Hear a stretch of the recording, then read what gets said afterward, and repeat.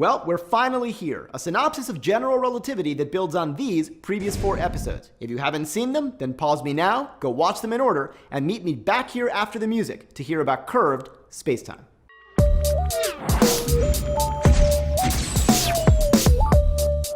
Newton's and Einstein's dispute over gravity comes down to competing notions of what constitutes an inertial frame of reference. Newton says that a frame on Earth's surface is inertial, and relative to that frame, a freely falling apple accelerates down because it's pulled by a gravitational force. But Einstein says, nuh-uh, it's the apple's frame that behaves like a frame in deep space, so the apple's frame is inertial, and the Earth frame is actually accelerating upward. You just get a false impression of a gravitational force downward for the same reason that a train car accelerating forward gives you a false impression that there's a backward force. So who's right? Well, between our gravity illusion episode and your comments, we've seen that Einstein's position seems internally inconsistent. Remember that inertial frame in deep space? Well, the apple accelerates relative to it. So if inertial frames define the standard of non-acceleration, how can both of those frames be inertial? Today, we're finally going to show how curved spacetime makes Einstein's model of the world just as self-consistent as Newton's. Step 1 is to express both Newton's and Einstein's viewpoints in geometric spacetime terms, since that's the only way to compare them in a reliably objective way. Remember, humans experience the world and talk about the world dynamically as things moving through space over time.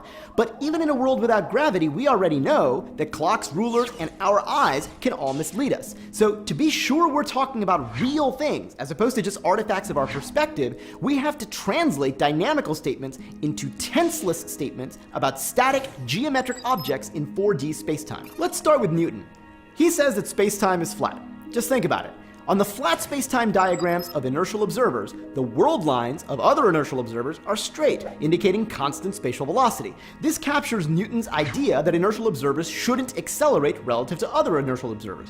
Newtonian gravity would just be an additional force we introduce, like any other force, that would cause some world lines to become curved, i.e. spatially accelerated. This is a bit oversimplified, but for today, it'll do. Now for Einstein's position.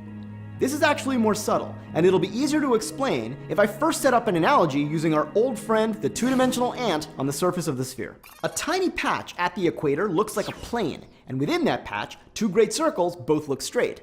But suppose the ant believes that he lives on an actual plane and decides to draw an XY grid on a large patch of the sphere, with its x-axis along the equator and the y-axis along a longitude line.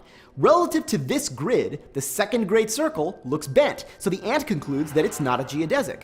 But you see the ant's mistake, right? His grid is distorted. You can't put a big rectangular grid on a sphere without bunching it up. Try it with some graph paper and a basketball. It doesn't work. Stated another way, a sphere can accommodate local Euclidean grids in tiny patches, but not global ones. So the ant can use his axes as rulers and protractors within a patch, but not between patches. Flat space definitions of straightness apply over small areas, but not big ones. Okay, Einstein's position is that Newton is making the same mistake as the ant.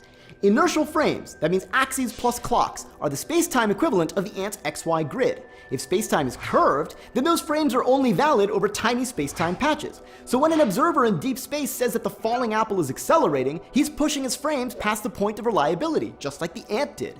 In other words, global inertial frames don't exist in space-time. However, global inertial observers do. They're observers that have no forces on them. Their world lines will be geodesics, and their axes and clocks can serve as local inertial frames, provided that we think of them as being reset in each successive space-time patch. And by the way, pictures like this are not intended to make literal visual sense. On the contrary, they're designed to break your excessive reliance on your eyes, so that your brain becomes more free to accept what reality isn't. Remember, no one can really see or draw space-time. There is no spoon. Now, the world line of a falling apple turns out to be a geodesic. It has no forces on it, so there's no need to invent gravity. Okay, but what about 2 apples in a falling box, like at the end of our gravity illusion episode? Remember, they get closer as the box falls. Now, according to Newton, that happens because the apples fall radially instead of down. But according to Einstein, it happens because the apples are on initially parallel geodesics that, since space-time is curved, can and do cross just like on the sphere. In contrast, the world line of a point on Earth's surface is not a geodesic. It has a net force on it, and it's really accelerating. So does that mean that Earth's surface has to be expanding radially? Well, be careful. In order to compare distant parts of Earth, you'd need a single frame that extends across space-time patches. But that frame can't be inertial, so any conclusions you base on it have to be interpreted with a heavy grain of salt. Okay, so Einstein's gravity-free curved spacetime sounds like it's self-consistent, but then again, so does Newton's flat spacetime picture that has gravity injected as a kicker. So once again, which of them is right? The answer is whoever agrees better with experiments, and there's over a century of experiments to refer to. Now, we haven't fully fleshed out all of general relativity yet, but there's one experimental fact that I can use to show you that spacetime must be curved, just based on what we've seen in this series of episodes so far. It's a cool argument originally presented over 50 years ago by physicist Alfred Schild, and it goes like this. Fire a laser pulse from the ground floor of a building up to a photon detector on the roof. Now wait 5 seconds, and then do it again. On a flat spacetime diagram, the world lines of those photons should be parallel and congruent. Without making any assumptions about how gravity affects light, that would be true even if it turned out that gravity slowed photons down and bent their world lines, since both photons would be affected identically. Now, if spacetime is flat, then clocks on the ground and on the roof should run at the same rate. They're both stationary. Thus, the vertical lines at the ends of the photon world lines should also be parallel and congruent.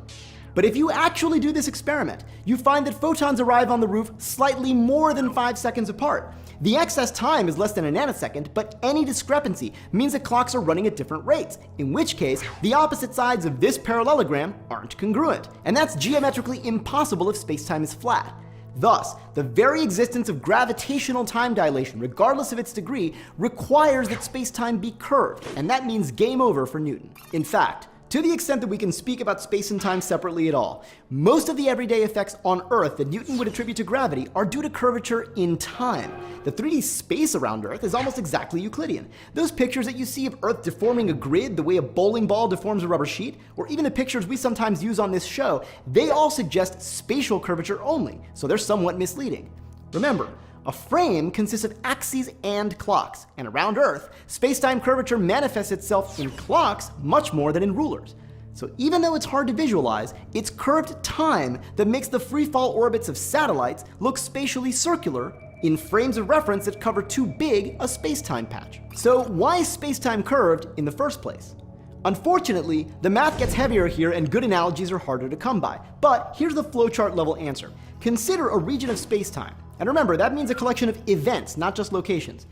Its curvature and geodesics are determined by how much energy is present at those events, via a set of rules called, no surprise, the Einstein equations.